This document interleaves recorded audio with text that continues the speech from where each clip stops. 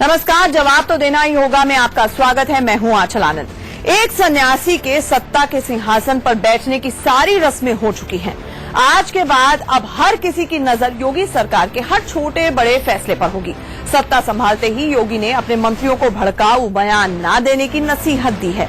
साथ ही पुलिस प्रशासन को दो टूक शब्दों में चेतावनी दे दी है कि किसी भी सूरत हाल में कानून के साथ खिलवाड़ करने वालों को बर्दाश्त नहीं किया जाएगा।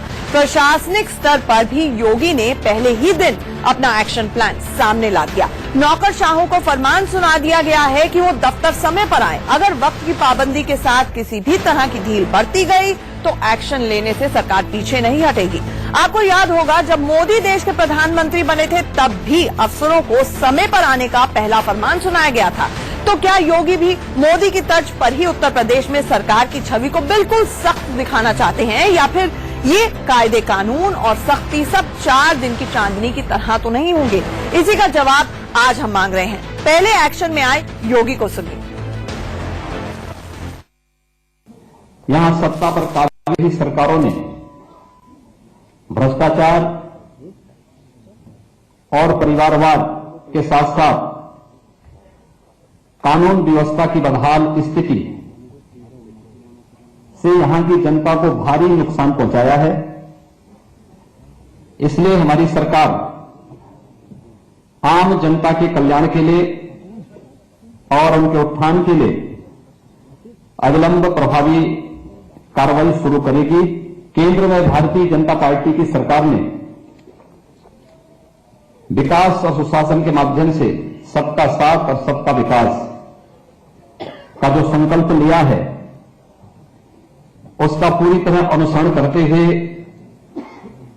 प्रदेश सरकार राज्य की जनता की सेवा करेगी। प्रदेश सरकार महिलाओं के सशक्तिकरण, उन्हें समान अवसर देने के लिए हर संभव प्रयास करेगी। महिलाओं की सुरक्षा, सशक्तिकरण और सम्मान के लिए कोई कोर कसर बाकी नहीं रखेगी। योगी जी का पूरा कैरियर ही विवादों से भरा है और इसको लेकर के कई केस मुकदमे भी उनके खिलाफ दर्ज हैं। लेकिन अब सवाल ये है कि जो बीजेपी है और उसका नेतृत्व है उसको यही पसंद है, उसको लगता है कि इसी के जरिए चुनाव जीता जा सकता है। वो यही समझते हैं। योगी आदित्यनाथ को जो मुख्यमंत्री बनाया है तो वो एक मेहनत है, तो और वो जो ये डेवलपमेंट की बात कर रहे हैं तो ये विकास कुछ नहीं। अब ये इनको मेहनत को आगे करके अपने आरएसएस के एजेंडे को ये अब इम्प्लीमेंट करेंगे और पूरे उत्तर प्रदेश को ध्रुवीकरण में इसको बांटने की कोशिश करेंगे। ना ये लॉ एंड ऑर्डर को देख पाएंगे और ना ये डेवलपमेंट को देख पाएंगे। अब ये जो करते थे कि भयमुक्त वातावरण, अब ये भययुक्त वातावरण पैदा होगा। तो अभी 24 घंटे हुए नहीं हैं योगी जी को सीएम बने हुए। आपने देखा किस किस्म की राजनीतिक प्रतिक्रियाएं आ रही हैं। इतने बड़े प्रदेश की वैसे जिम्मेदारी अब योगी पर है। जाहिर है प्रदेश बड़ा है तो चुनौतियां भी बड़ी होंगी। आज ही इलाहाबाद में एक बीएसपी नेता की हत्या होगी। वहीं बुलंदशहर में रेप के बाद एक लड़की ने फांसी लगाकर आत्महत्या कर ली। ऐसे ही आपसी रंजिश में 3 लोगों की हत्या हो गई। शपथ को 24 घंटे भी नहीं हुए हैं। दरअसल ये यूपी की तासीर है। जरा आंकड़ों के जरिए अब हम आपको समझाते हैं कि आने वाले वक्त में योगी सरकार को किन चुनौतियों से निपटना होगा। देखिए, अब क्राइम की अगर हम देखें हालत तो 24 रेप, 21 रेप की कोशिश और 13 हत्याएं रोजाना यूपी में होती हैं। 33 अपहरण होते हैं, 19 दंगे की छुटपुट घटनाएं होती हैं, 136 चोरियां होती हैं। ये 24 घंटे के अंदर यूपी में ये सब कुछ होता है। तो ये बड़ा प्रदेश है और बड़ी चुनौतियां हैं। क्राइम की बात करें तो 2014 में 2,40,000 मुकदमे दर्ज हुए थे। अब ये आंकड़ा और ज्यादा अगर देखा जाए बढ़ गया 2010 के मुकाबले, जब सिर्फ 1,74,000 मुकदमे दर्ज हुए थे। यानी लिटिगेशन भी लगातार बढ़ती चली जा रही है। और यूपी पुलिस की जो इमेज है, लॉ एंड ऑर्डर की जो हालत है, वो तो आप सब जानते ही हैं। बहरहाल महिलाओं के लिए अगर हम इसे बदतर प्रदेश कहें तो गलत नहीं होगा। वो इसलिए कि 2014-15 में 2,945 रेप के मामले जो हैं वो दर्ज हुए थे। यूपी पुलिस किडनैपिंग, रेप के मामलों में जानबूझकर जो मुकदमे हैं, एफआईआर हैं, वो तक दर्ज नहीं करती। इतनी खराब इमेज है यूपी पुलिस की, ये बाकायदा कंट्रोलर एंड ऑडिटर जनरल ने अपनी रिपोर्ट में कहा है। तो ये तस्वीर है और इसी पर हम जवाब मांगेंगे। आपको ये भी बता दें कि भ्रष्टाचार से कैसे लड़ेंगे योगी, ये भी अब एक बड़ी चुनौती है। वो इसलिए क्योंकि 108 और 102 एम्बुलेंस सेवा में भी अब भारी भ्रष्टाचार के आरोप लगने शुरू हो गए हैं, जिस पर क्लेम कर रहे थे अखिलेश यादव क्रेडिट। बहरहाल पुलिस और प्रशासन में भारी जो करप्शन है उसके भी आरोप हैं, अब उससे भी डील करना होगा। और साथ ही साथ खनन में बड़े पैमाने पर घोटाले होते हैं, इससे भी योगी आदित्यनाथ को पहले ही कमान संभालते ही सबसे पहले प्राथमिकता देनी होगी।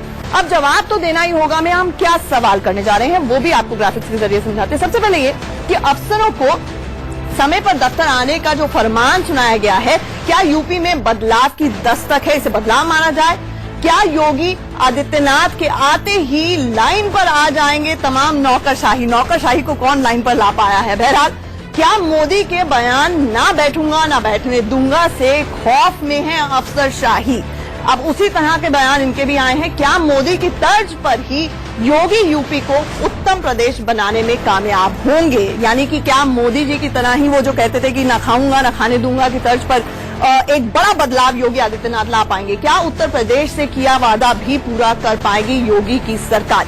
तो ये बड़े सवाल है। हमारे साथ ग्राउंड रिपोर्ट के साथ हमारे साथ जुड़ेंगे हमारे सहयोगी अरविंद, और साथ ही साथ हमारे साथ पैनल पर जुड़ रहे हैं यहाँ पर चर्चा के लिए अनिल यादव जी जो कि प्रवक्ता हैं सपा के, और साथ ही साथ हमारे साथ तनवीर जफर अली साहब जुड़ रहे हैं जो कि रिटायर्ड आईएएस हैं, एक्स डिविजनल कमिश्नर हैं सहारनपुर के। मेरे सहयोगी अरविंद जुड़े हुए हैं। अरविंद, सबसे पहले तो ये बताइए कि एक संदेश योगी आदित्यनाथ ने जो देने की कोशिश की वो ये कि बातें कम काम ज्यादा। पिछले 24 घंटे में आप बदलाव की आंधी देख रहे हैं उत्तर प्रदेश में? अच्छा, देखिए, आज सुबह से दो बड़ी महत्वपूर्ण घटनाएं हुई हैं। एक तो मुख्यमंत्री ने अफसरों के साथ मुलाकात की। आज जो कि प्रमुख सचिव जो उत्तर प्रदेश को चलाते हैं उन सभी लोगों के साथ बैठक हुई और उस बैठक में 3-4 बड़ी महत्वपूर्ण बातें कही गई। वो मैं आपको बातें बताना चाहता हूं। पहली बात ये कही गई कि आप सभी के सभी जो लोग हैं अपनी संपत्ति का ब्यौरा दें और आपके पास जो आपकी आय होती है अगर कोई दूसरा स्रोत है तो उसके बारे में बताएं। ये कहा गया कि भ्रष्टाचार को लेकर जीरो टॉलरेंस है, कतई बर्दाश्त नहीं किया जाएगा। उसके बाद सभी लोगों को जो संकल्प पत्र है उसकी कॉपियां दी गई और यह कहा गया कि 15 दिनों में आप मूल एजेंडे के साथ तैयार रहें और बारी बारी से सबको एक एक करके बुलाया जाएगा।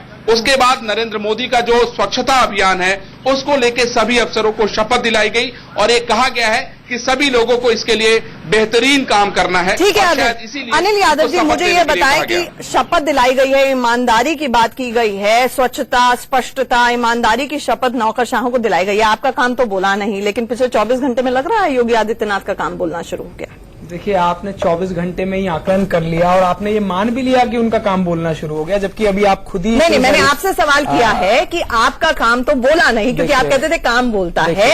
क्या उनका काम बोलना दिखना शुरू हो गया? आपसे तो आकलन ले रहे हैं, हमने कोई आकलन नहीं किया। देखिए, मैं समझता हूं कि एक दिन में और अभी बहुत ही जल्दी होगा, अभी कुछ और दिन में भी कहना ये बहुत मुश्किल होगा अगर हम किसी भी या पॉजिटिव या नेगेटिव कोई भी कमेंट करते हैं। तो सबसे बड़ी बात यह है कि उत्तर प्रदेश की जनता ने भारतीय जनता पार्टी को इतने भारी बहुमत से चुना, उसके बाद भारतीय जनता पार्टी के शीर्ष नेतृत्व ने योगी जी को चुना। अब वो आज फिलहाल में वो उत्तर प्रदेश के मुख्यमंत्री हैं और हमें उन्हें कुछ समय देना चाहिए। हालांकि ये इस बात को भी नहीं नकारा जा सकता कि एक ही दिन में, जब कल से और आज तक कई घटना ऐसी हो गई हैं, चाहे अमरोहा में आप मर्डर की घटना ले लीजिए, चाहे बांदा में नाबालिग लड़की से रेप हो गया, आगरा में व्यापारी को मार दिया गया, इलाहाबाद में बसपा नेता की हत्या हो गई, और मैं समझता हूं कई ऐसी घटनाएं, आपने भी अभी बुलंदशहर वाली घटना का एक और जो हुई है उसका जिक्र किया। तो ये सब अपने आप में बड़े मुद्दे हैं और देखना यह है कि किस तरीके से ये उनसे निपट पाते हैं। ठीक है जी, ठीक है, आप वक्त दे रहे हैं क्योंकि रामगोपाल यादव ने भी कहीं पर रिएक्शन दिया। उन्होंने कहा कि 6 महीने का वक्त तो मैं योगी आदित्यनाथ को देता हूं, लेकिन साथ ही साथ ये भी इशारा कर दिया कि अब आया ऊंट पहाड़ के नीचे, बड़ा प्रदेश है, वास्तविकताएं उनके सामने आएंगी। मुझे ये बताएं तनवीर जफर अली साहब की जिस तरह से शपथ दिलाई गई है ईमानदारी की, स्पष्टता की, स्वच्छता की तमाम ब्यूरोक्रेट्स को, ब्यूरोक्रेसी इतनी आसानी से बदल जाएगी क्या? देखिए, कोई ओवरनाइट चेंज तो कहीं नहीं होता है, लेकिन मुख्यमंत्री की एक शख्सियत, एक पर्सनालिटी बड़ी इंपॉर्टेंट चीज होती है नौकरशाही के लिए। और वो सब ये जानते हैं कि अगर ये मुख्यमंत्री नो नॉनसेंस है, काम को पसंद करता है, ईमानदारी को पसंद करता है, टाइम पे आना पसंद करता है, तो उनको उसके हिसाब से चलना पड़ेगा। मैं मानता हूं कि अफसरशाही को भी एक लाइन की जरूरत होती है और अभी नहीं, ये बात मोदी जी को पूरा क्रेडिट जाता है कि उन्होंने जैसे ही कमान उनके हाथ में ली, चाहे वो वक्त की पाबंदी हो, बल्कि कई सीनियर ब्यूरोक्रेट्स ने तो ये तक बोला कि उन्होंने काउच लगा लिए अपने कमरों में, क्योंकि उनको वहीं पे सोना पड़ता है। जैसे मोदी जी 24/7 प्राइम मिनिस्टर है, उनको भी 24/7 ब्यूरोक्रेट होना पड़ेगा। तो क्या ये संदेश आपको लगता है दे दिया योगी आदित्यनाथ ने एक लाइन में? बिल्कुल, उनकी बात से ये संदेश तो जाता है और मैं समझता हूं कि उनको थोड़ा वक्त देना चाहिए। हमें पॉलिटिकल कमेंट्स पे नहीं जाना चाहिए। जो उनकी छवि पहले की थी, पहले की छवि उनकी मुख्यमंत्री होने से पहले की है। हमें मुख्यमंत्री होने के बाद से देखना है कि वो कैसा कर रहे हैं। वो बहुत अच्छा सिग्नल दे रहे हैं, बड़े अच्छे मैसेज तो दे रहे अच्छा हैं। सिग्नल दिया है यहाँ पर पैनल में कहा। एक छोटे से ब्रेक के लिए यहाँ पर रुक रहे हैं, जवाब तो देना ही होगा। तो बड़ी साफ सुथरी इमेज थी, इसके बावजूद इतनी करारी मात जैसे चुनावों में मिली। तो जो प्रधानमंत्री मोदी कहते थे कि हर पुलिस थाने में चढ़ावा चढ़ता है, यहाँ पर तो शुक्राना, नजराना, जबराना और हकराना चलता है।